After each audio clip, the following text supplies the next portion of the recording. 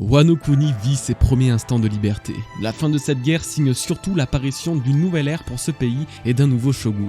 Kozuki Momonosuke, fils de Kozuki Oden et Amatsuki Toki, voyageur de 20 années dans le futur, se dévoile dans sa majestueuse forme adulte aux côtés de ses vassaux et de sa sœur et revendique le trône de Wano Kuni. Il devient ainsi le grand général du pays des samouraïs et sera à la tête du pays qui mènera le monde à son aube. Ce chapitre apporte autant son lot de révélations que de mystères, alors découvrez avec moi comment et pourquoi l'apparition de ce nouveau Momonosuke peut valider davantage l'idée d'une prochaine ellipse. Yamato rejoindra-t-elle l'équipage ou va-t-elle rester sur Wano Kuni? Ayez toutes les réponses dans cette nouvelle review.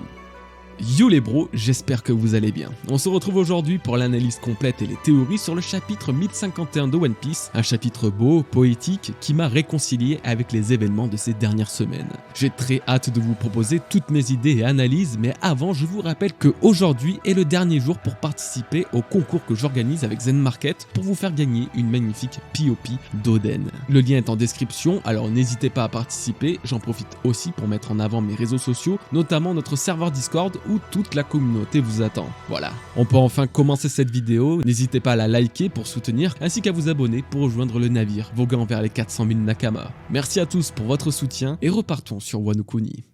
Encore une fois, le chapitre suit le cours du précédent et s'ouvre sur l'apparition des fourreaux rouges ayant combattu pour la liberté de leur pays. Mais celui qui aspirera toute notre attention, c'est Momonosuke, car de ses mots et de ses déclarations, c'est dans ce chapitre qu'il devient officiellement le shogun du pays. Les jours tyranniques d'Orochi et de Kaido sont finalement terminés. Avec l'aide de puissants guerriers rencontrés en mer, l'alliance des ninjas, pirates, mix et samouraïs a été créée pour attaquer Onigashima. Kaido et Orochi, l'équipage des pirates sans bêtes, ont été punis pour tous les crimes et le mal qu'ils ont apportés sur cette terre. Le nouveau shogun se permet de rajouter que le nom que son père lui a confié signifie qu'il est sans égal, et que sous son contrôle, il n'y a aucun doute à ce que cette terre désolée de Wano Kuni sera transformée en un magnifique paradis. Pour cela, il a besoin de main d'œuvre et demande à ce que les habitants de Wano leur prêtent leur force, car après avoir transcendé 20 années dans le temps, ils sont tous venus sauver ce pays en ruine. Alors à partir de ce moment, lui, Kozuki Momonosuke, régnera sur le pays de Wano. Après avoir dirigé ses pensées vers son père et sa mère, Momonosuke est acclamé par la foule et les citoyens de Wano Kuni accueillent comme il se doit leur nouveau souverain. En route vers le futur, là où les guerriers déposeront cette fois-ci leur lame, c'est le célèbre pays des samouraïs où se tient sous un ciel nocturne accueillant une danse de pétales de fleurs un grand homme âgé de 8 ans. Sur ses épaules, il porte le poids de plus de responsabilité et de morale qu'autrui, bien que sa force physique,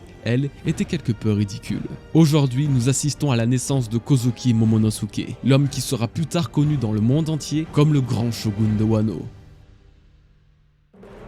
Wow.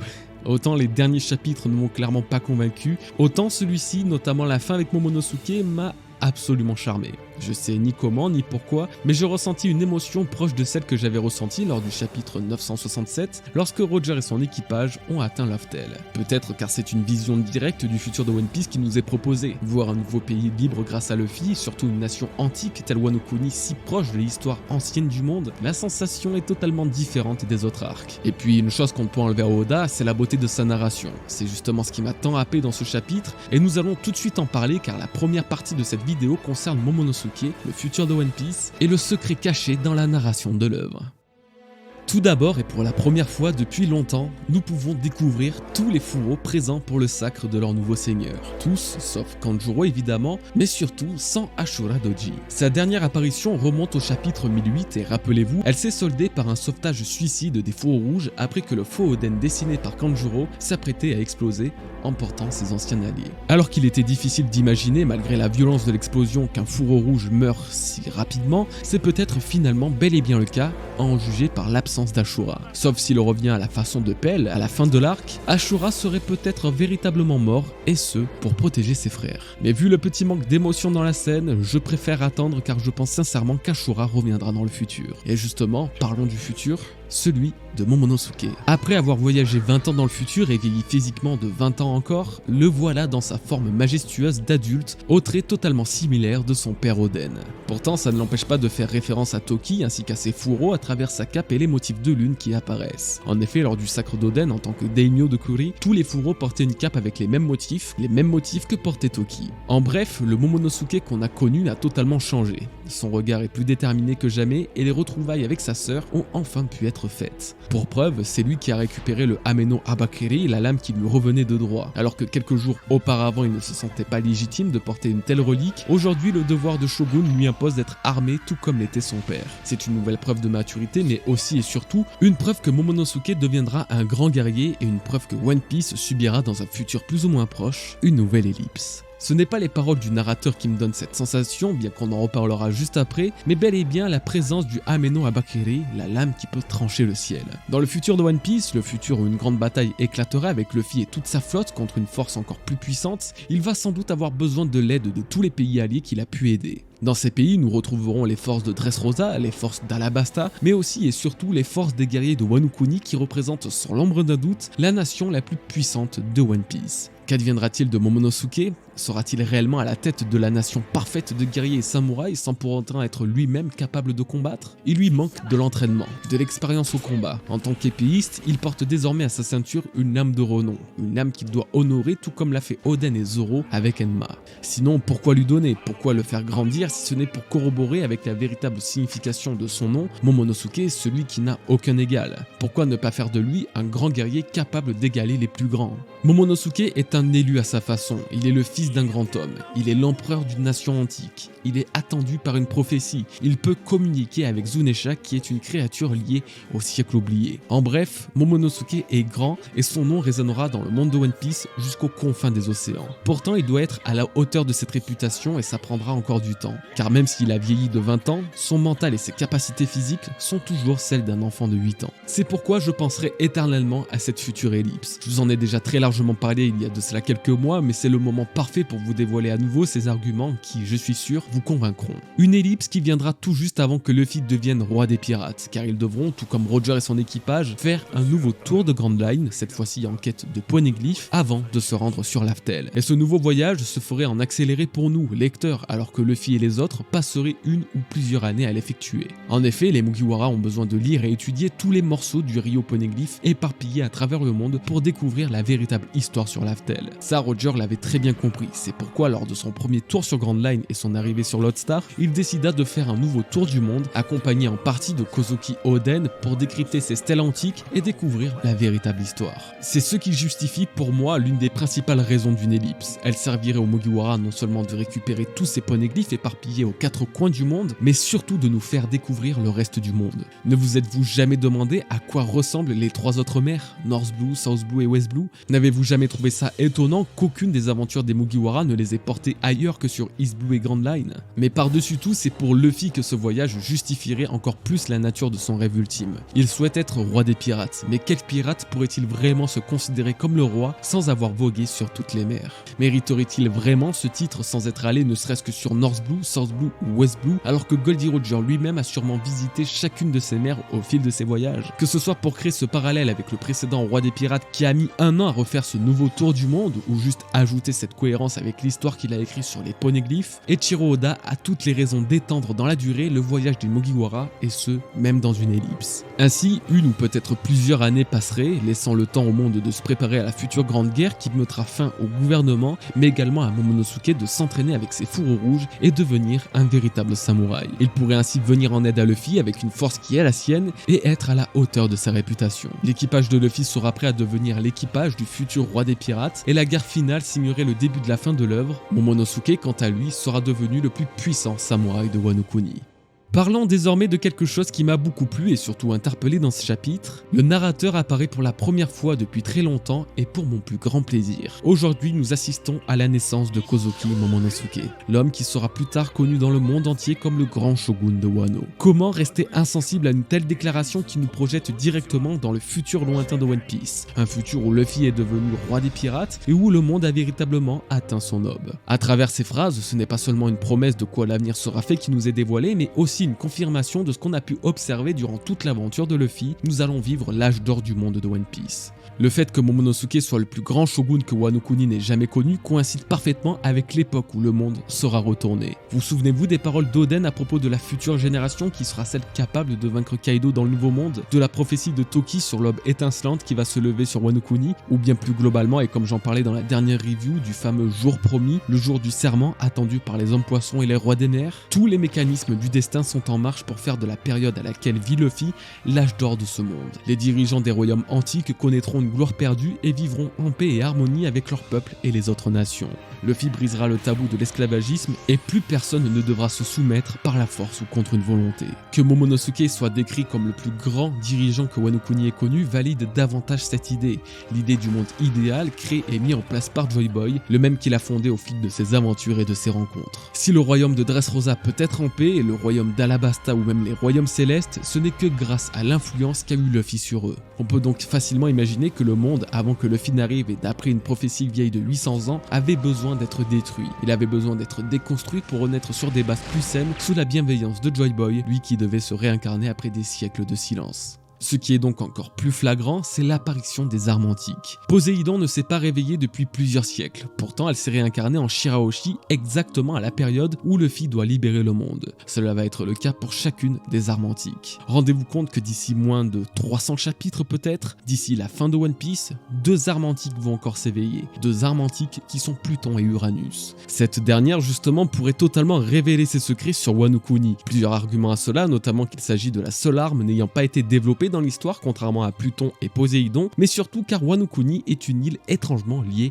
au climat. Que ce soit par son principal antagoniste, Kaido le dragon pouvant utiliser les éléments climatiques, ou même par le pays en lui-même dissimulé à travers des orages et des tourbillons. Uranus étant le dieu grec du ciel, il ne serait alors pas étonnant que dans les prochains chapitres, son apparition soit faite, ou au moins sa mention à travers un poneglyphe, comme Poséidon et Pluton avaient été découverts pour la première fois dans les écrits de ces stèles indestructibles. Toutes ces armes pouvant détruire le monde se réveille pour la première fois depuis plus de 800 ans. On comprend bien la volonté qu'a Eiichiro Oda de coordonner les plus grands événements de son histoire, se déroulant pourtant sur plusieurs siècles, avec l'apparition de Joy Boy, Luffy. L'une des autres choses qui m'a évoqué cette apparition du narrateur est directement reliée à ma théorie sur la fin de One Piece. Une théorie que je vous ai dévoilée dans son intégralité le 23 décembre 2019. Si vous ne connaissez pas cette vidéo, que je vous conseille de voir malgré tout, j'expose la théorie suivante. L'histoire de One Piece que nous suivons aujourd'hui serait en réalité narrée, contée par un personnage à une nouvelle génération des années après que Luffy soit devenu le roi des pirates. Ce personnage pourrait être Sabo par exemple, lui qui a comme rêve d'écrire un livre sur tout ce qu'il a pu voir dans le monde, ou bien encore Usopp, le fabuliste de l'équipage. Les principaux arguments de cette théorie se trouvent justement chez le narrateur et dans ses paroles situées en fin d'arc, notamment à la fin de Drum où il disait que la beauté des pétales des cerisiers d'Iluluk serait narrée de génération en génération.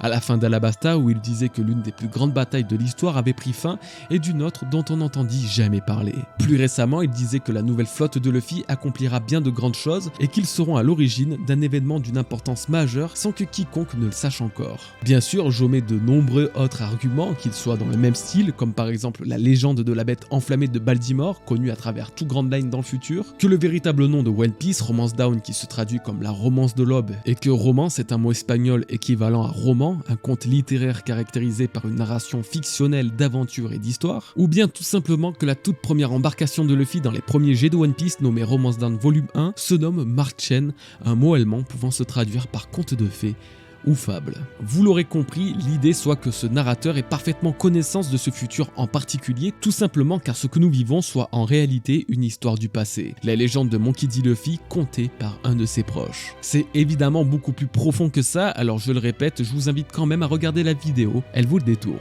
Bref, ce passage du narrateur cette fois-ci sur Wano Kuni avec la mention du futur de Momonosuke me laisse une fois de plus supposer que le narrateur vient de terminer le récit de la bataille d'Onigashima pour conclure par ces quelques paroles sur le shogun. Ce récit s'apprête à tourner la page une nouvelle fois, à changer de chapitre pour laisser l'arc de Wano Kuni de côté et passer à la suite.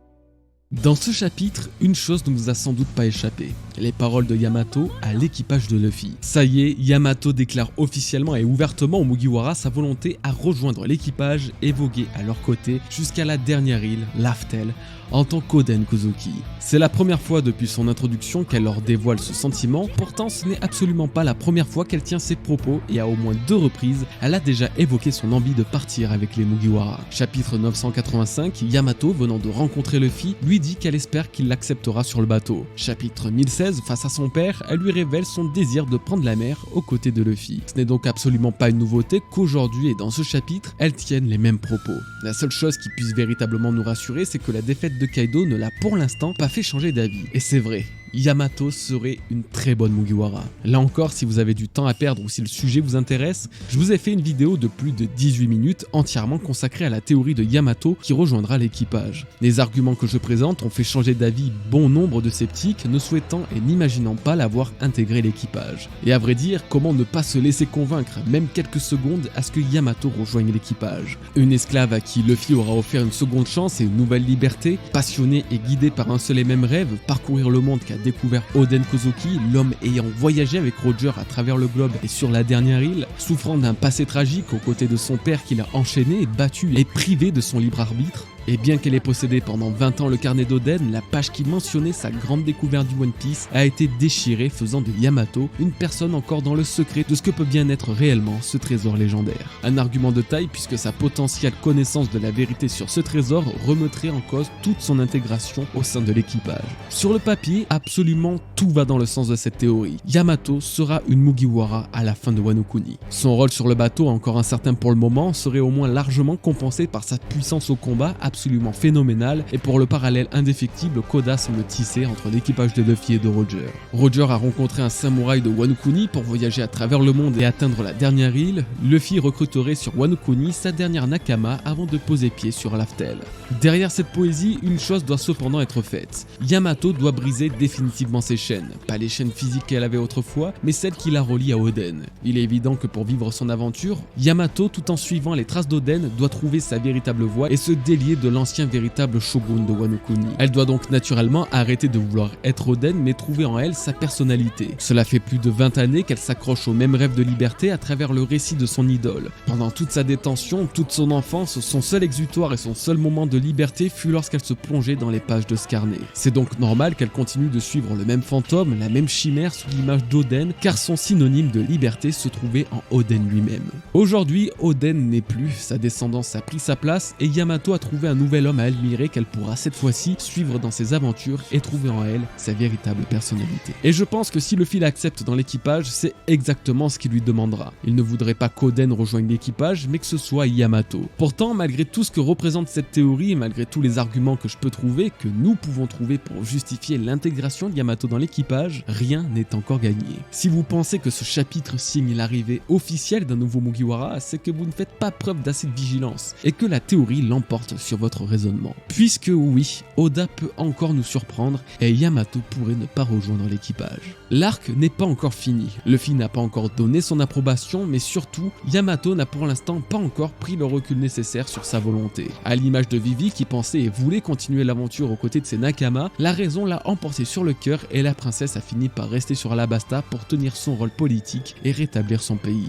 Yamato pourrait et aurait toutes les raisons de rester sur Wano Kuni pour faire la même chose. Le chaos engendré par Orochi, il a surtout comme origine l'influence de Kaido et sa puissance militaire. Elle pourrait alors mettre de côté pour le moment son rêve de voyager pour rester sur Wano Kuni et aider à rebâtir ce pays détruit par son père. Aux côtés de Momonosuke, Iori et les Furo, Yamato s'occuperait de l'équipage de Kaido restant, leur servirait de leader, eux ayant perdu leur général. Surtout que Otama nous a révélé dans ce chapitre que les pouvoirs de ces Kibidango permettant de soumettre un animal ainsi que les Smiles ne durent qu'un seul mois. Après ce temps, la victime de cet effet choisit ou non de rester à ses côtés. Certains des Smiles pourraient donc alors vouloir se rebeller contre le peuple de Wano Kuni, bien qu'il puisse être effectivement maîtrisé sans problème par les samouraïs du pays, Yamato pourrait servir de garde et empêcher un tel événement se dérouler. Cette hypothèse est donc totalement valable et à vrai dire, elle a toujours été. Qu'aujourd'hui dans ce chapitre, Yamato dise à nouveau qu'elle veut rejoindre les Mugiwara après l'avoir déjà dit 3 fois ne valide absolument rien et pourtant vous savez à quel point je suis un défenseur de cette théorie. Il est totalement possible que la prise de conscience de ce qu'est Wano Kuni, des dégâts qu'a causé son père et du danger qui pèse avec les restes de l'équipage au sang bête, la pousse à rester ici, la terre qu'il a vu grandir. Je pense malgré tout que l'appel d'un rêve est plus fort que n'importe quoi d'autre dans One Piece, que la volonté de vivre une vie de liberté octroie à Yamato une place quasi assurée sur un bateau voguant à travers les mers. Reste à savoir si ce bateau sera véritablement celui des Mugiwara et si elle les accompagnera jusqu'à la dernière île. De mon côté, même si je ne doute pas de la puissance de cette théorie, de ses arguments et de sa véracité, rien n'est jamais sûr jusqu'à ce qu'Oda le décide. Comme vous l'aurez constaté dans cette vidéo et avec les théories que je vous ai présentées, le futur de One Piece sera absolument grandiose, qu'il se déroule dans quelques jours, quelques semaines ou quelques années dans leur chronologie. Que Momonosuke devienne un véritable monstre au combat après une future ellipse pour parfaire avec sa réputation de sans égal, que Yamato rejoigne l'équipage pour accomplir son rêve et aider Luffy à réaliser le sien, ou encore que l'histoire actuelle soit en réalité narrée par un personnage dans le futur, l'aube de Wano Kuni s'apprête à se lever quoi qu'il arrive après cette longue nuit de 20 années. Cet arc qui perdure depuis 4 ans maintenant atteint finalement son apogée. Merci d'avoir regardé cette vidéo les bros, j'espère qu'elle vous aura plu. Profitez bien de vos proches, prenez soin de vous et à la prochaine. Peace.